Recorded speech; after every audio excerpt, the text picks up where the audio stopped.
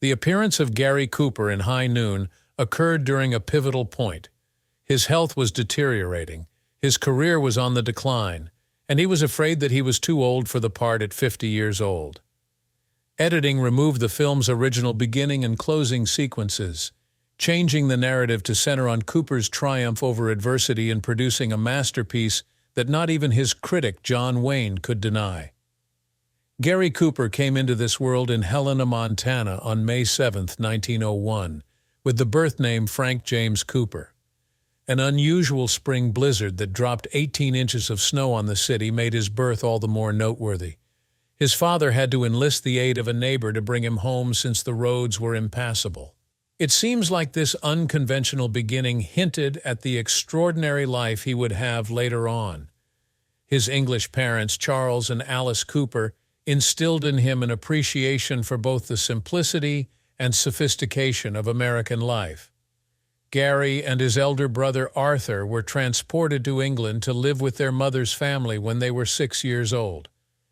From 1907 to 1912, they attended Dunstable Grammar School. His time in England molded his character, imbuing him with an air of both naivete and refinement that would later contribute to his charisma on screen. It was a rude awakening for Gary, who had become used to England's posh way of life, to return to Montana in 1912. His varied life experiences allowed him to create characters who resonated with viewers on a global scale.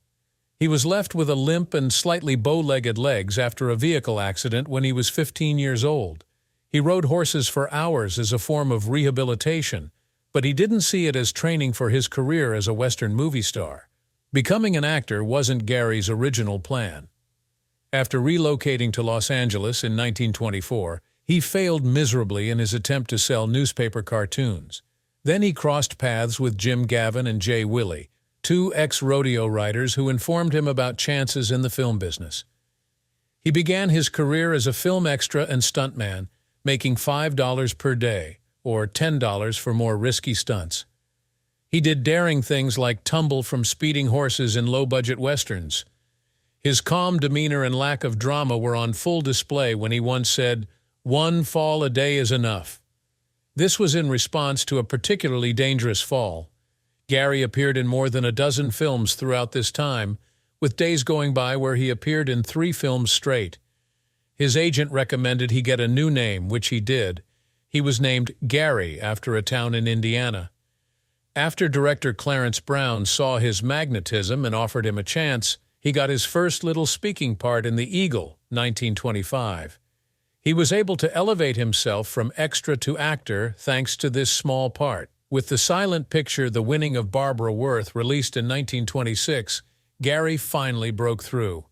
When another actor bowed out, the producers were left scrambling to find a replacement for the cowboy role. Gary was selected for the part due to his realistic horse-riding abilities and rugged good looks. The Black Rock Desert in Nevada, where the film was shot, frequently reached 120 degrees Fahrenheit. Gary appeared heroic as he single-handedly rescued co-star Vilma Banky from a bucking horse. Paramount Pictures promptly signed him to a contract, tripling his compensation, after reviewers and fans alike lauded his genuine acting technique in the film's premiere. He made his big-screen debut in 1929's The Virginian, his first feature picture with sound. Although many performers found it difficult to adapt to talking pictures, Gary's soothing, deep voice proved ideal.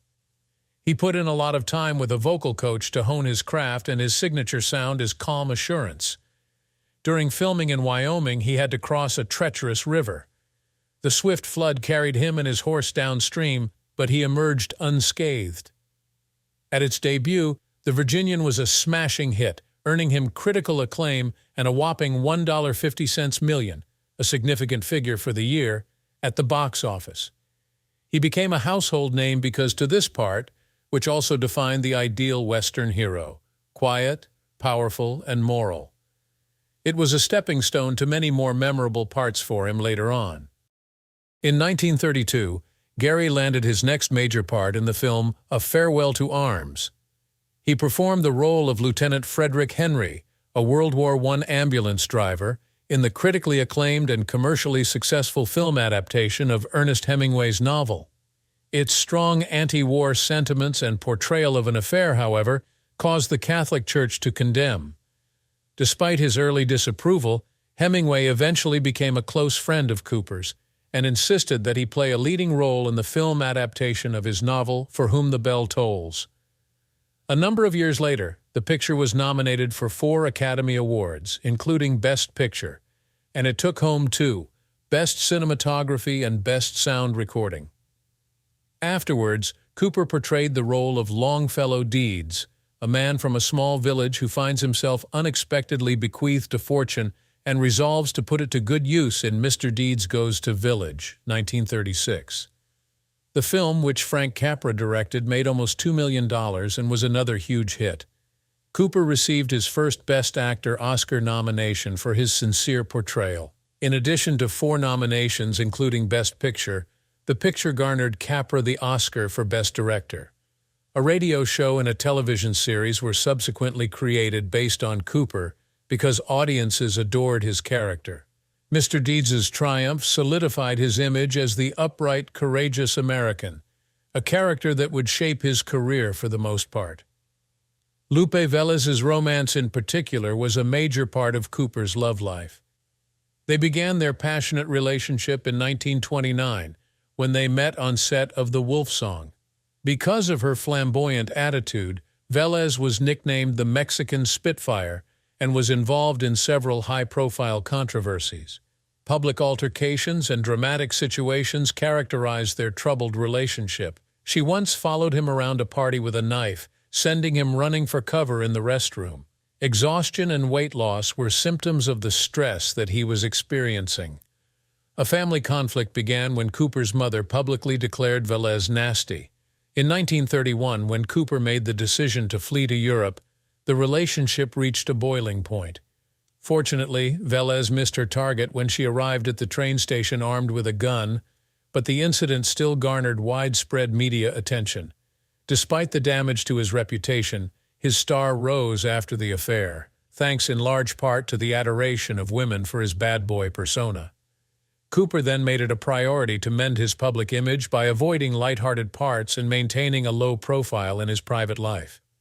Given Cooper's image as a ladies' man, many were startled by his 1933 marriage to Veronica Ball, a New York socialite known as Rocky. The ceremony was tiny and discreet, conducted at Ball's mother's apartment in New York City. Rocky won over his friends, according to their accounts, because of his brilliance and the fact that they both enjoyed skiing and horseback riding. Following the upheaval with Velez, Cooper's life became more stable following their marriage. Maria Veronica was born to them in 1937. Becoming a parent altered his life. He cherished his daughter and frequently brought her to film sets, sometimes declining assignments to devote more time to them. Then his life took a turn in 1941 when he played Sergeant York's Alvin C. York. After meeting the modest, reserved Alvin York in Tennessee, who urged him to portray the role, Cooper gave his all to playing a real-life hero. He immersed himself in York's style, imitating his speech, gestures, and even shooting.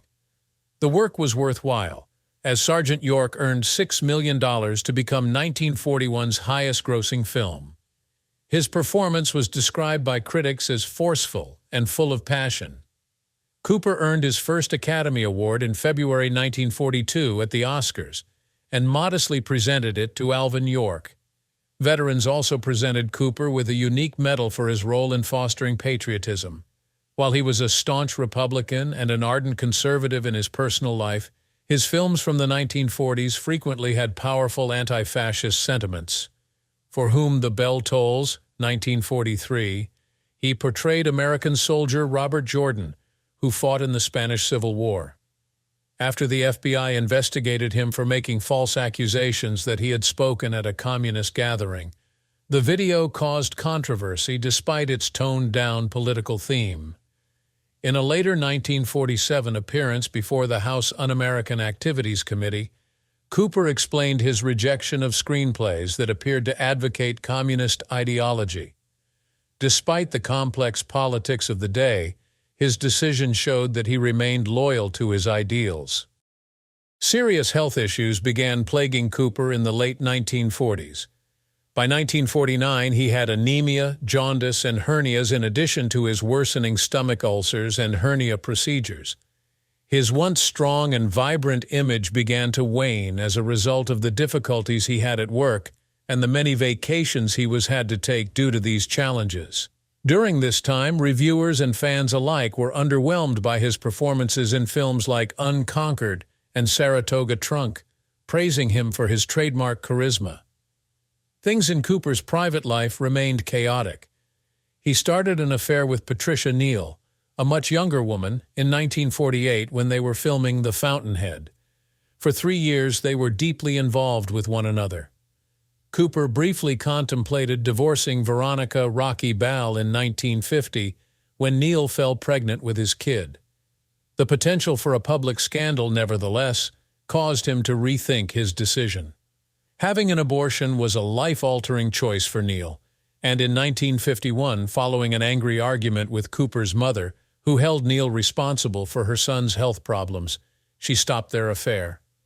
Cooper stuck with his wife, even though their marriage changed drastically. In spite of everything, his career reached a peak with 1949's The Fountainhead. This picture was a change of pace for him. It was based on a book by Ayn Rand, and he played the part of Howard Rourke, an idealistic architect. Cooper accepted the assignment when his wife encouraged him to reinvigorate his career. His on-set rapport with Patricia Neal amplified the film's dramatic heft. It propelled Cooper back into the limelight and proved he could tackle complicated emotional parts. But critics were divided. Some thought it was too preachy. Regardless, it made $2.1 million at the box office. High Noon offered Cooper the role of Will Kane when he was 50 years old. His career was on the decline when it happened. The enormous age difference between him and Grace Kelly, who played his wife in the film, she was just 21 years old, some 30 years his junior, was one reason he had declined the position 3 times. In addition to his persistent health problems, including a severe ulcer and back problems, he was anxious about tackling such a difficult job, and he was concerned that viewers wouldn't think they were an actual pair. However, he was swayed by the chance to resurrect his career and the modest $100,000 pay, which came with a cut of the earnings. He was persuaded by producer Stanley Kramer that this part may be his return. Kelly, who was making her big screen debut, and Cooper worked closely throughout production. She was first frightened by his height, but he ended up being quite helpful and encouraging. Cooper pulled Kelly onto a bureau for a kiss in one wedding scene, while being in excruciating pain from his back ailment. He never once complained. In retrospect, Kelly saw that as evidence of his genius. Nothing was ever proven, but rumors of a brief affair between them did persist. Both performers remained professional despite the tension that occurred when Veronica Ball, Cooper's wife, visited the set and accidentally walked in on an intimate scene between Cooper and Kelly. According to Kelly, Cooper imparted a wealth of acting knowledge to her, particularly in the areas of nuance and authentic emotion. Hadleyville, portrayed as a ghost town, was originally intended to open and close High Noon. The town would have started off with deserted streets, crumbling buildings, and rolling tumbleweeds in the opening scene, but it would later become a lively town as the tale progressed, highlighting how the events depicted would spell disaster for the community in the future. The sequence would circle back to the ghost town at the end of the film, representing the town's demise due to its inhabitants' lack of bravery. Unfortunately, these sequences were removed during editing due to the challenges in achieving the required effects and the risk they posed to the primary plot. Their absence allowed the film to concentrate on Will Kane and the ethical decisions he had to make, making the drama feel more personal and intense. Toby, a second deputy marshal, was involved in an original storyline as well. He was returning a prisoner to Hadleyville. His ordeal, during which he and the prisoner encountered several obstacles before ultimately reaching town just after the major gunfight, would have been seen by the audience. The The directors decided the subplot would distract from the main tale and the approach to Noon, so they omitted these sequences, even though they were filmed in early 1952. In the saloon scene, Toby's character is briefly mentioned when someone says, "You ain't got two deputies," and Harvey Pell elaborates by saying that Toby just resigned.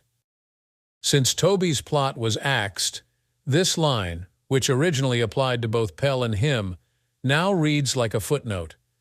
The elimination of Toby's subplot intensified Will Kane's struggle by keeping the focus on his lonely battle.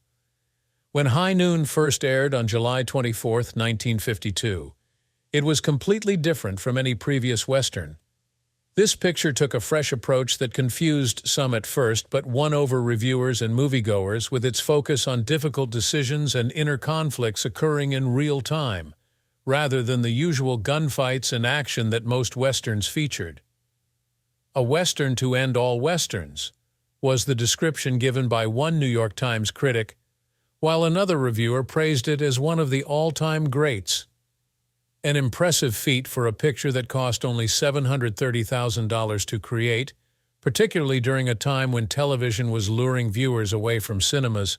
The film grossed $3.75 million in North America, which is roughly $38 million today, and $18 million globally. High Noon was not well received by many.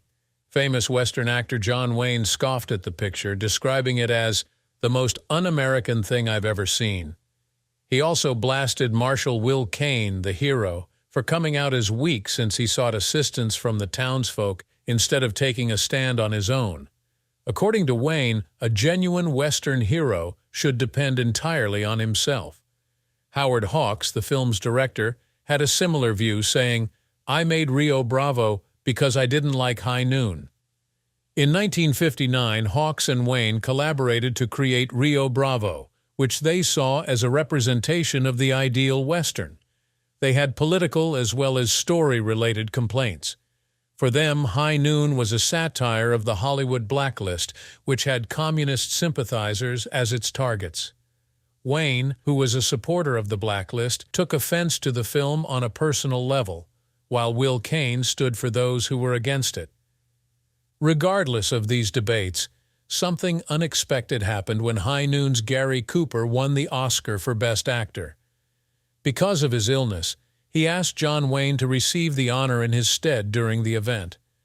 Wayne delivered a speech complimenting Cooper's performance despite his strong dislike for the film, in a poignant turn of events. It was a gesture that exemplified the complicated connections in Hollywood during that era. Even though his career appeared to be fading, Cooper still exhibited the skills of a genuine leading man. His depiction of Marshal Will Kane at the age of 51 was among his best. Cooper faced both opportunities and threats in his twilight years. He co-starred with Burt Lancaster in the 1954 picture Vera Cruz, which, despite a rocky production, managed to earn nearly $9 million at the box office. Cooper hurt his shoulder when an oil well erupted while filming in Mexico. After that, he wounded his hip after falling off a horse, and Lancaster's gun burnt him once when it was pointed too closely. Cooper was critical of his own work, but audiences yet loved his performance despite these obstacles. Despite his initial hesitation to play a peaceful Quaker farmer during the Civil War, he eventually accepted a role in Friendly Persuasion in 1956. He made the comment, "I ain't ever played a happy man, and I ain't aiming to start now." But director William Wyler persuaded him differently. The film, which followed the protagonist Jess Birdwell, a man caught between his ideals and the violence around him, became one of his finest works. The film received 6 Academy Award nominations for its exploration of moral conflict, faith, and family. Cooper once followed the lead of the book's author to a Quaker meeting in order to better understand his characters and prepare for his parts in Friendly Persuasion. Instead of responding on impulse, she said he should demonstrate strength by holding back. There were major shifts in his private life in the late 1950s. He took his daughter Maria and his estranged wife Rocky on a promotional tour of Europe in 1958. Cooper, who had been feeling hollow despite his achievements, was profoundly influenced by their audience with Pope Pius XII on their journey to the Vatican. He made an effort to repair his connection with Rocky and started going to church more frequently after that trip.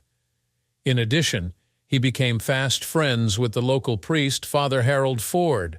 The two would share a passion for guns and talk faith on scuba diving excursions. Months of contemplation later, on April 9, 1959, Cooper became a Catholic, subsequently clarifying that he wasn't seeking for perfection but rather for improvement. In the 1958 film adaptation of Ernest Hemingway's classic novel The Old Man and the Sea, Cooper played the role of Santiago, a Cuban fisherman. With this part, he received his fifth and last Oscar nomination. Hemingway was unhappy with several of the production decisions made during filming, including the use of a rubber marlin and rehashed fish footage, and he thought that Bradley Cooper looked too much like a wealthy actor to play a poor fisherman. Despite this, critics and viewers alike praised his performance, and the picture went on to get many Oscar nominations, including a score award. In 1960, Cooper's health took a turn for the worse.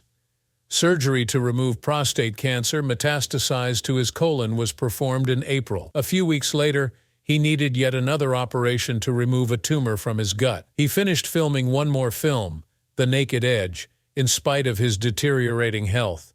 It was released in May 1961, the same month he died. At the 1961 Academy Awards, Cooper had an emotional moment when his buddy James Stewart accepted an honorary Oscar on his behalf since he was too sick to attend. The heartfelt message given by Stewart brought many to tears.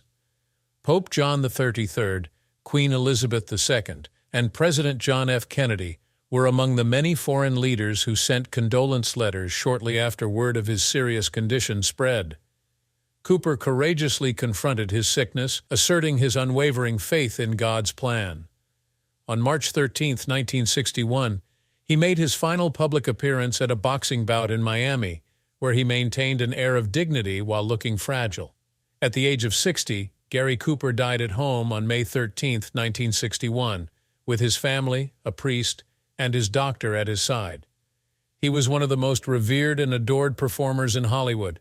Gary Cooper Off-Camera, A Daughter Remembers, written by Maria Cooper Janis, Cooper's daughter, provided fresh insight about her father in 1999. She came clean about her father's dyslexia, which made it hard for him to read scripts fast. This was a little-known condition back then, but it helped explain why he preferred parts with less lines. The fact that he persevered through adversity is a testament to his work ethic. Publication of Cooper's and Ernest Hemingway's correspondence occurred in 2001. The depth of their connection and Cooper's worries about Hollywood's evolving scene were both laid bare in their lengthy exchanges of letters. "Sometimes I wonder if there's still a place for an old cowhand like me," he admitted to Hemingway in a 1960 letter. As if that weren't shocking enough, in 2005, film historian David Thompson hinted that Cooper may have had a short same-sex affair with actor Anderson Lawler in the 1930s. New discussions concerning identity in early Hollywood were triggered by this narrative, which is still discussed and unsubstantiated. The political beliefs of Cooper were explored in a 2013 documentary called Cooper and Hemingway: The True Legend. The video dispelled many preconceptions about Cooper's politics by showing that he had mixed feelings about the anti-communist fear that gripped the United States in the 1950s. Cooper had interests outside of acting that were just as varied as his career. He had a deep appreciation for nature and spent many hours fishing and hunting as a child in Montana. In fact, he went on a massive safari in Africa in 1931, when he hunted lions, rhinos, and other exotic animals. Even in his last years, he relished skiing in Sun Valley, Idaho, because to his prowess as a horseman. Cooper was a college art major who dabbled in cartooning and even had his work published in a local newspaper. Among the Western artists whose paintings he acquired were Frederick Remington and C.M. Goodday Russell. He did some underwater acting for a movie in the 50s after developing an interest in scuba diving. He eventually took up photography and frequently snapped images while abroad or on film sets. He also loved driving fast automobiles, even if it sometimes landed him into trouble. Cooper was unique in his acting approach. He used a natural, composed style, communicating profound feelings with only a glance or a little movement, in contrast to many of his contemporaries who depended on large movements and theatrical voices. Rather of using words to convey his character's inner difficulties, his emotions in High Noon made his subtle manner stand out. It was said that many actors attempted to mimic his approach, and Marlon Brando even went so far as to label him the original. Many performers looked up to him as a trailblazer. Clint Eastwood said that Cooper portrayed the ideal Western hero, powerful, silent, and moral. Other actors who praised his performance included James Dean, Montgomery Clift, and Cooper himself. Contemporary performers such as George Clooney and Tom Hanks have acknowledged his impact.